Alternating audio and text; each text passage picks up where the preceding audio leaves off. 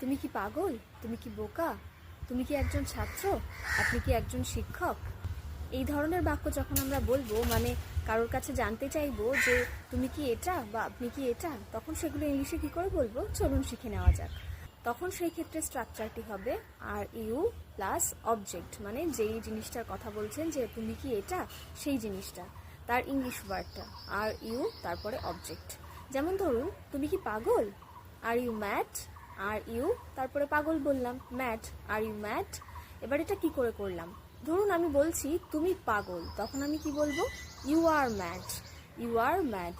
এবার তুমি কি পাগল যদি জানতে চাই তুমি কি পাগল, তখন সেখানে আরটা জাস্ট প্রথমে বসে যাবে, সিম্পল ফর্মুলা, আর প্রথমে বসে যাবে, বাকি যা সেরকমই থাকবে।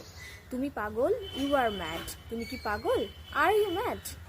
আরটাকে জাস্ট সামনে নিয়ে আসলাম, আর you mad.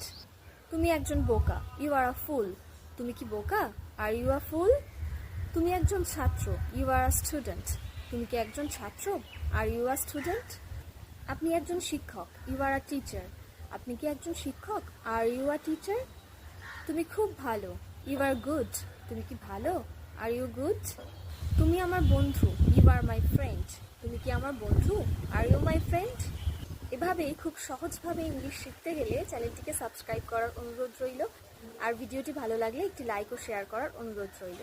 Thank you. Keep learning, keep growing. সকলে খুব ভালো থাকবেন এবং অবশ্যই বেশি বেশি করে ইংলিশ শিখবেন।